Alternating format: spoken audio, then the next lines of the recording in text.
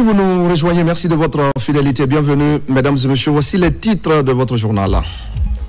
La Guinée vient de conclure 2 accords de prêt majeurs avec la Banque d'investissement et de développement de la CEDEAO, des partenariats stratégiques destinés au développement du capital humain et à la desserte du Coran à l'intérieur du pays. On parlera aussi de cette caravane sur l'éducation et le maintien des filles à l'école. Une semaine pour plaider en faveur de l'équité dans le système éducatif guinéen. Le projet est porté par le ministère de l'enseignement pré-universitaire. Le gouvernement s'investit de plus en plus dans la réalisation des infrastructures sanitaires. Le ministre de la Santé était sur plusieurs chantiers. Dans la préfecture de Kinya, des édifices poussent ou sont en réhabilitation pour le bien des populations locales. Voilà pour le sommaire. Bonsoir à tous. Tout d'abord, à l'occasion du lancement historique de l'exploitation du gisement de fer du Simandou ce mardi 11 novembre 2025 à Moribaya, le président de la République du Rwanda, Paul Kagame, a été accueilli ce matin à l'aéroport international Ahmed Sékou Touré par le président Mamadi Doumbouya. Par ce déplacement, le président Paul Kagame réaffirme l'amitié, la coopération et la détermination du Rwanda aux côtés de la Guinée. Cette mobilisation internationale témoigne surtout de l'importance stratégique du projet Simandou, dont la mise en exploitation ouvre une nouvelle ère pour la Guinée. Elle marque aussi le début d'une phase décisive de valorisation de son immense potentiel minier, industriel et logistique. Voici donc quelques images de l'accueil du président rwandais par le chef de l'État, le président Mamadi Doumbouya.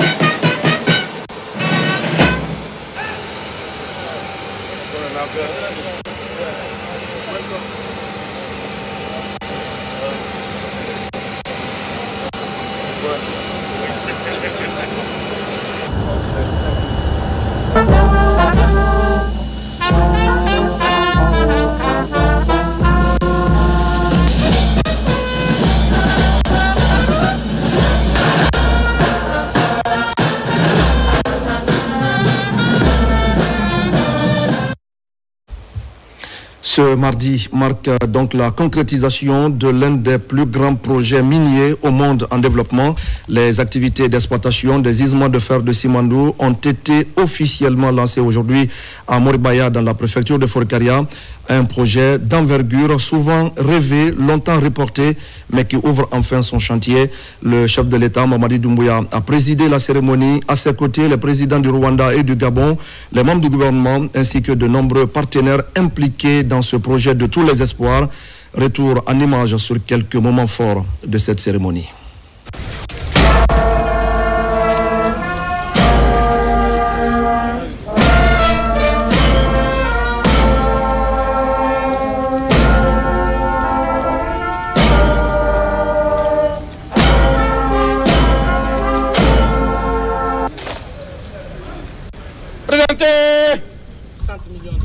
Dès la deuxième année, on sort 100 millions de tonnes de minerais de fer. Bien évidemment, avec...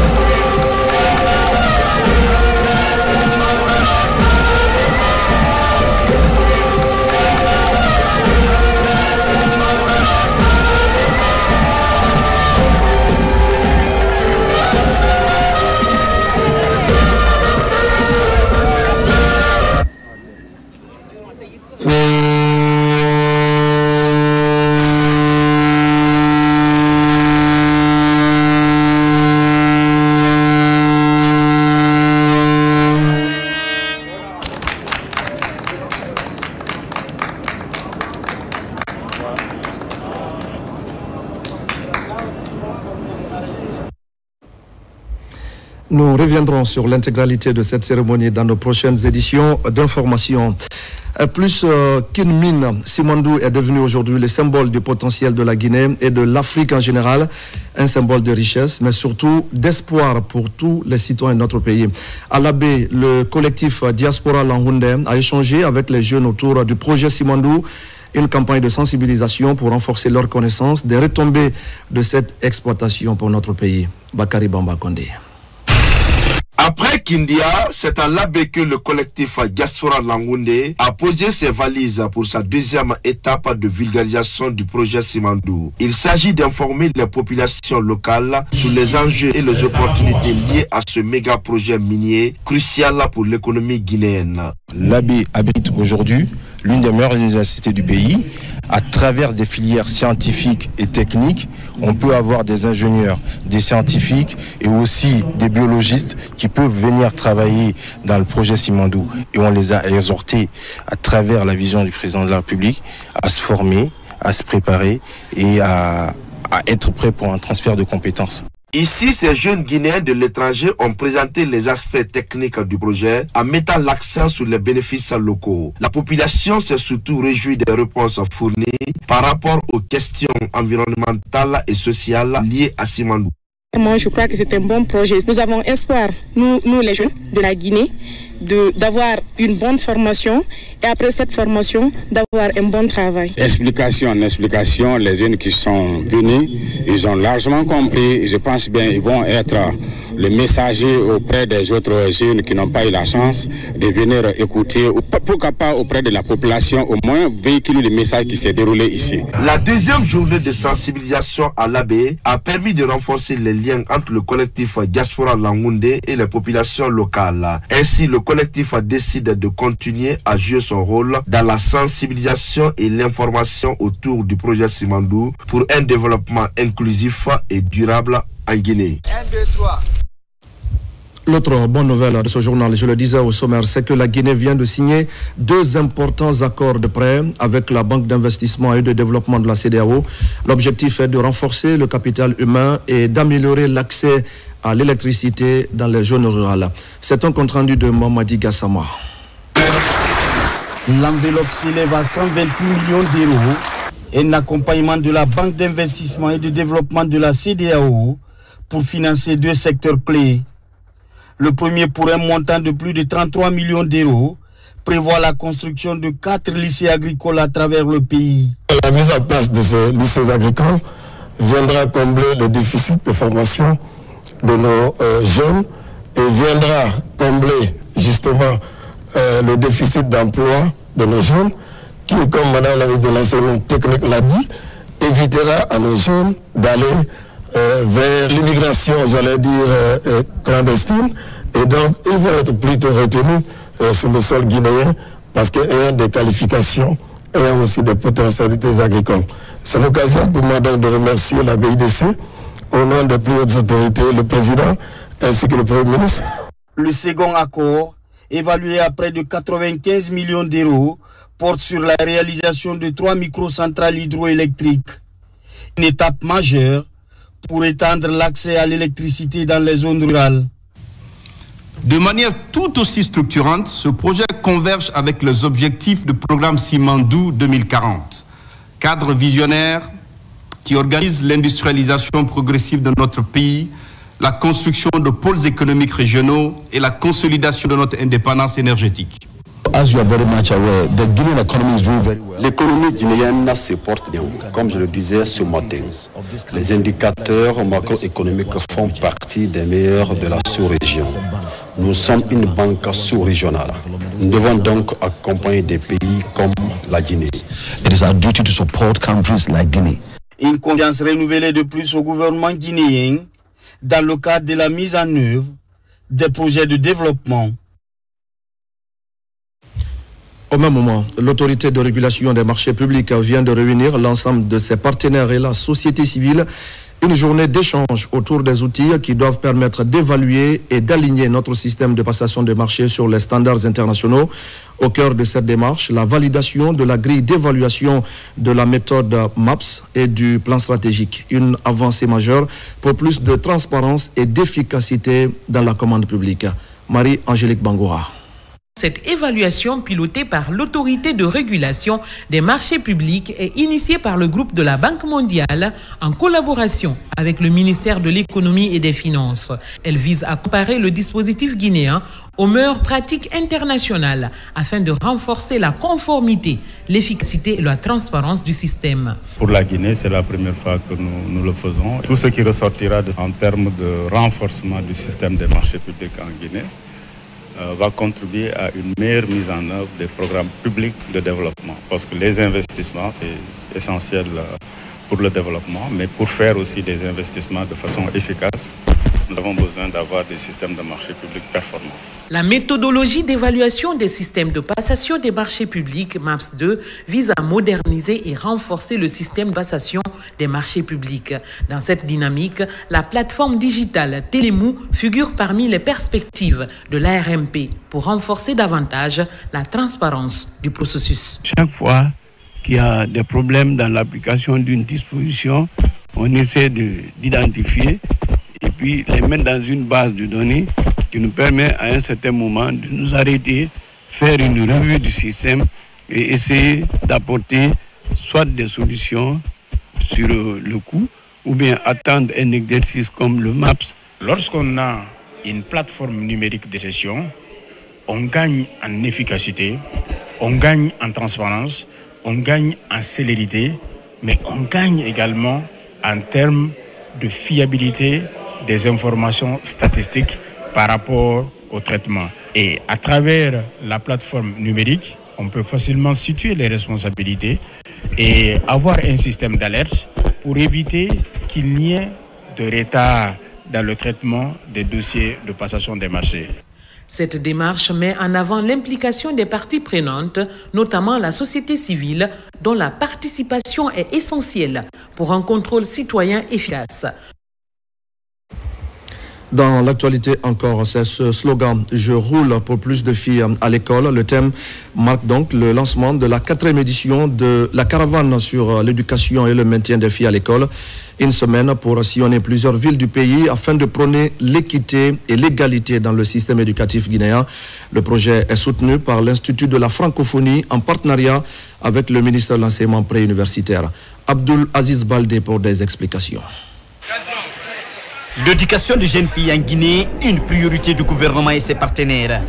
À travers la 4e édition de la caravane relief portée par la francophonie, le maintien des jeunes filles à l'école est un sacerdoce. Sur le collège-lycée Dr Fassine Bévogui dans la commune de Tombolia qui accueille les porteurs du projet dans une ambiance conviviale. La caravane est une réponse concrète. Elle va à la rencontre des écoles, des enseignants, des élèves dans les régions souvent oubliées pour leur apporter ressources, formation, inspiration et confiance. À chaque étape, la caravane relief rappellera que l'école doit servir tous les enfants, filles comme garçons. La caravane encouragera la participation de tous et de toutes à la vie scolaire. Placée sous le thème « Je roule pour plus de filles à l'école », cette caravane vise à sensibiliser les élèves et parents d'élèves sur l'importance de la scolarisation et le maintien des jeunes filles à l'école à travers une série d'activités participatives et captivantes. Si aujourd'hui il y a une délégation qui vient au nom de l'égalité de la femme et de l'homme, ça me fait un grand plaisir. Parce que nous sommes au 21e siècle. Ce que les hommes peuvent faire, les femmes aussi peuvent le faire également. En partenariat avec le ministère de l'enseignement préuniversitaire, cette approche innovante permet aussi à promouvoir une éducation inclusive et équitable. Si tout le système éducatif est à aider, mais les jeunes filles sont encore aidées en plus. Vous savez que culturellement, nous avons tendance à ne pas donner les mêmes chances aux filles et aux garçons par rapport à l'école. Et donc ce travail qu'ils vont faire avec nos enseignants, avec les enseignants du système éducatif, à essayer de rééquilibrer le gap qu'il y a entre les filles et les garçons. Cette caravane traversera le Grand Conakry en passant par Kindia jusqu'à Mamou, accompagnée des artistes et des activistes pour la cause. À ligne de mire, sensibiliser les élèves et enseignants autour de la réussite de l'égalité et l'inclusion. Et si la science était la clé du développement de la Guinée, en tout cas c'est le pari de l'Académie des sciences de Guinée, cette institution se veut désormais le laboratoire d'idées pour la nation. Elle porte ainsi la réflexion sur les grands dossiers et propose des solutions concrètes pour orienter les politiques publiques. Voici pour comprendre les détails avec Mounir Bari. L'Académie des sciences de Guinée appuie et oriente les acteurs du développement national face aux restrictions financières internationales, notamment dans le secteur de la santé. Les académiciens du Collège de la santé tirent la sonnette d'alarme et encouragent des solutions endogènes pour faire face aux épidémies. Cet avis a été émis compte tenu de la conjoncture internationale, de la réduction et même de la suppression de certaines aides internationales en direction de la santé. Donc on a émis cet avis, on l'a soumis.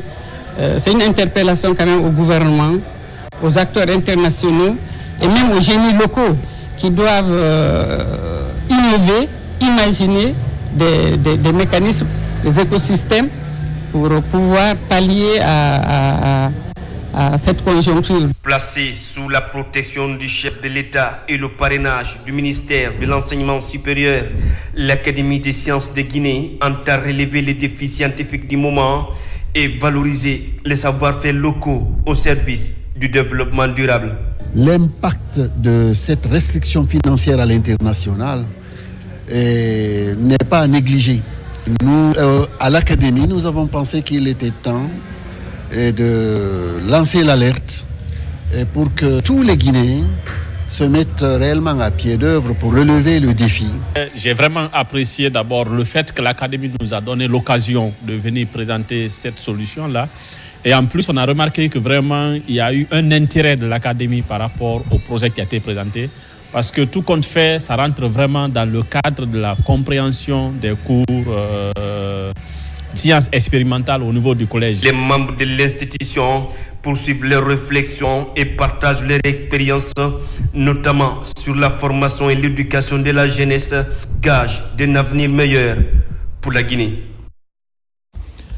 Et c'est dans ce contexte que la Guinée vient d'accomplir une nouvelle étape dans sa stratégie de développement numérique. Le siège social du réseau ouest-africain des gestionnaires de backbone vient d'être inauguré à Kagbélé.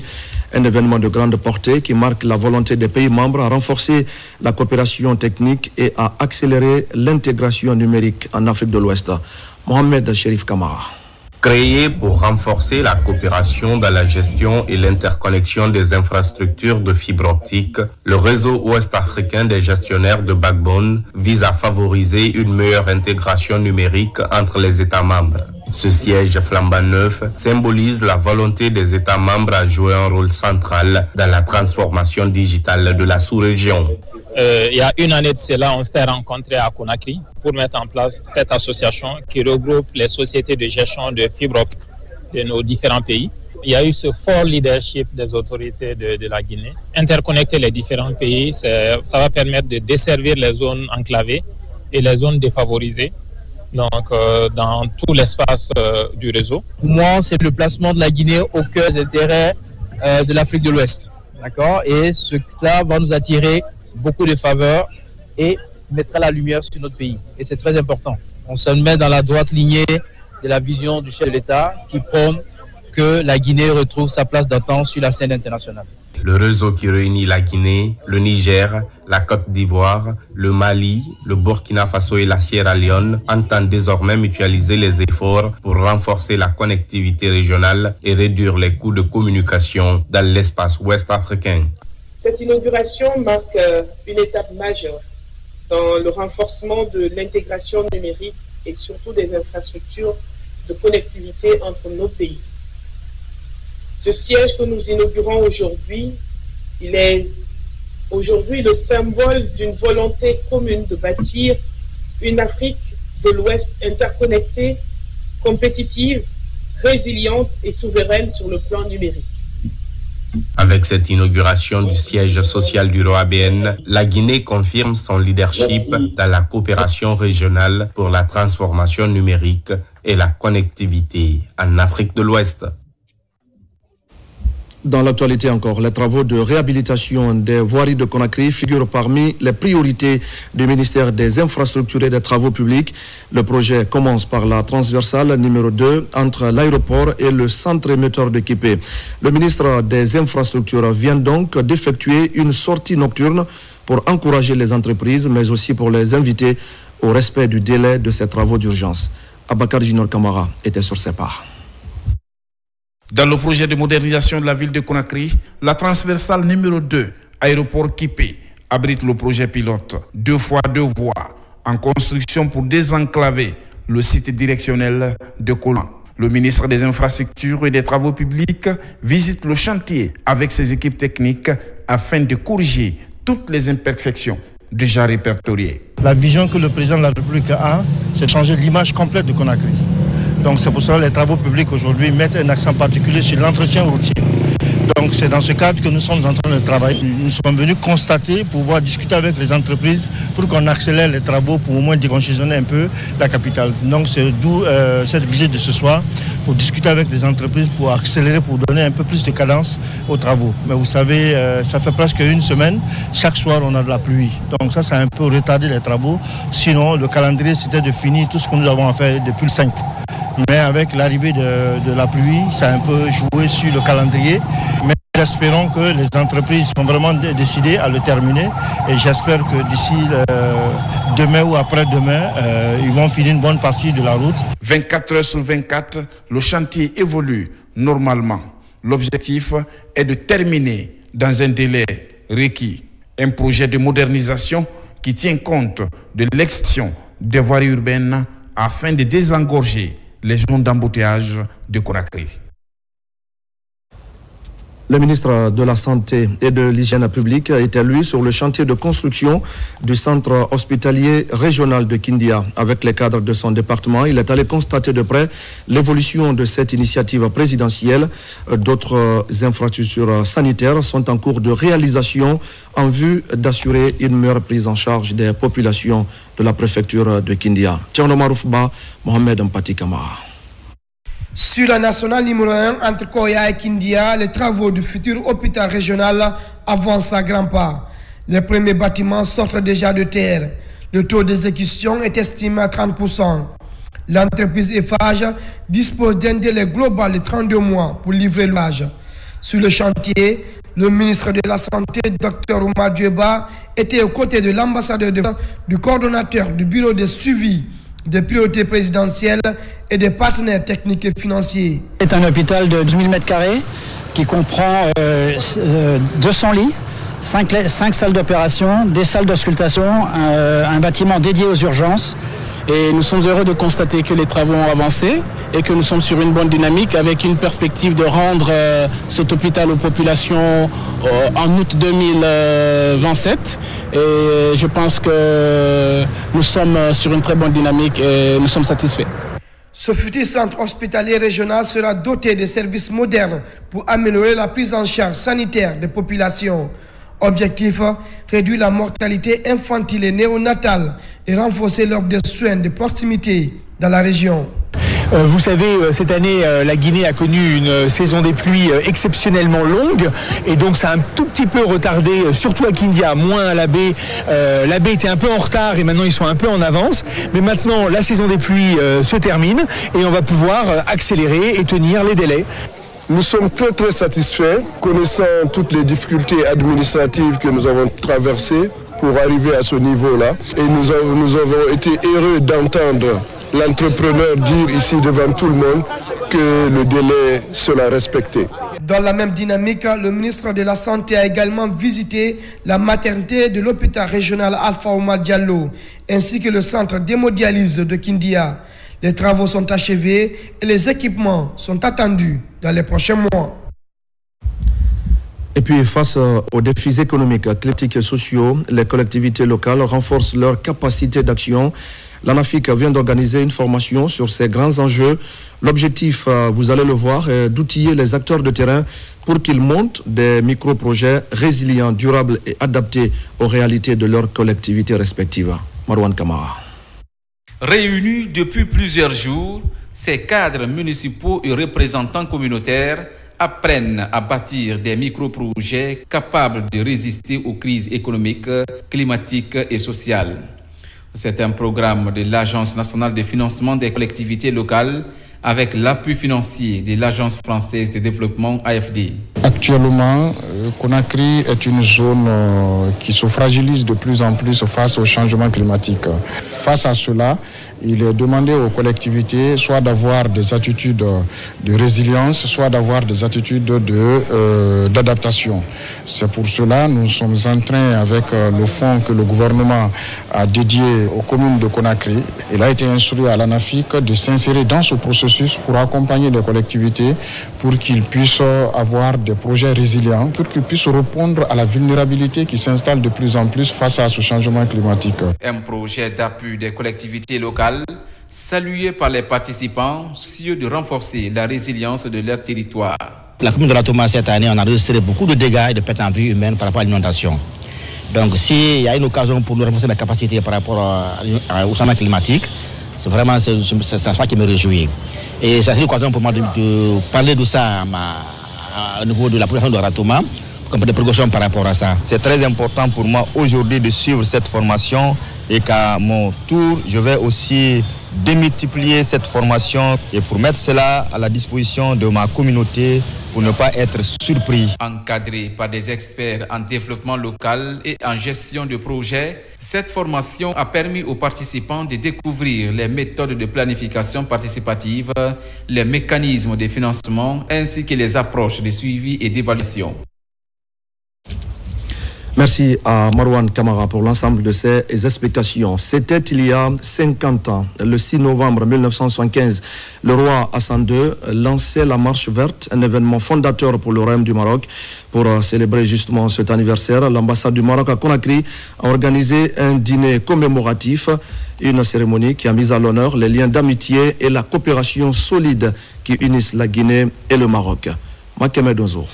Diplomates, membres du gouvernement, anciens étudiants de Rabat, amis et communautés marocaines se réunissent autour d'un dîner organisé par l'ambassade du Maroc en Guinée pour célébrer les 50 ans de la Marche verte. Cette commémoration rend hommage à un moment phare de l'histoire du Maroc. Le 6 novembre 1975, plus de 300 000 volontaires ont répondu à l'appel du roi Hassan II, marchant pacifiquement vers les provinces du sud pour réaffirmer la souveraineté du royaume. Nous fêtons aujourd'hui non seulement la marche verte des 150 mais aussi les développements que connaît ce dossier, le dossier du Sahara marocain au niveau des Nations Unies, notamment au niveau du Conseil de sécurité, qui a consacré dans sa dernière résolution le plan d'autonomie qu'a proposé le Maroc pour régler le différend autour du Sahara marocain sous souveraineté marocaine. Et donc c'est un point important et c'est là où je redis ça à la Guinée. Depuis 1975, la Guinée a soutenu et a été à côté du Maroc dans cette bataille. La Guinée, à travers le président des anciens étudiants du Maroc, rappelle la portée historique et symbolique de cet événement, tout en saluant les relations fraternelles et solides entre la Guinée et le Maroc. Le Maroc a toujours été à côté de nous. Le Maroc a toujours donné des symboles forts pour ces liens qui l'unissent à la Guinée. Notre président, Mamadi Doumbouya, et son gouvernement, et toute son équipe veillent sur l'héritage. Ils sont à saluer parce que c'est un héritage fort de relations économiques, politiques, diplomatiques. Une soirée symbolique qui permet de raviver les liens historiques entre nos deux nations. Cette marche verte, 50 ans après, demeure plus que jamais un symbole d'unité et de paix pour le peuple marocain. Ratoma, la mobilisation est totale pour préserver la paix et la cohésion sociale. Alors que la Guinée se prépare pour le scrutin présidentiel, les citoyens s'organisent, structures locales et autorités traditionnelles unissent leurs forces pour appeler au calme et au dialogue. Elles estiment, ces autorités, qu'une transition apaisée est le socle indispensable pour un développement économique de notre pays. C'est un reportage d'Abakar Diaby.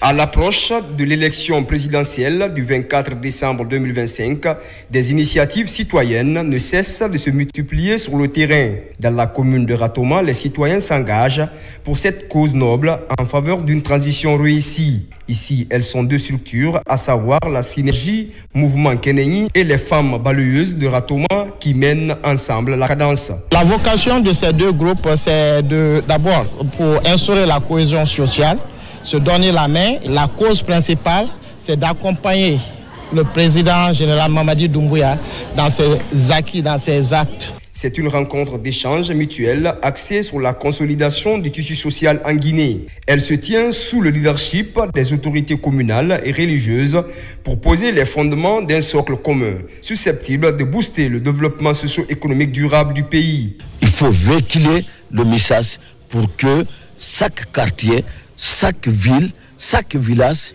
puisse savoir que en Guinée, chacun a un devoir. Chacun peut faire quelque chose. Vous avez vu cette mobilisation de la population de Ratoma pour venir dire bonjour à leur papa. À son tour, il dit allons dire bonjour à notre doyen.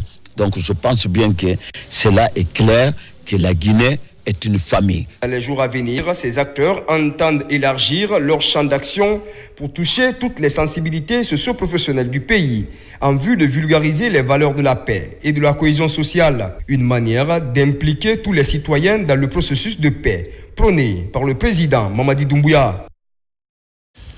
Et pendant ce temps, le grand ménage se poursuit dans le secteur de la sécurité privée. Depuis 2 ans maintenant, le ministère de la Sécurité procède à un assainissement en profondeur.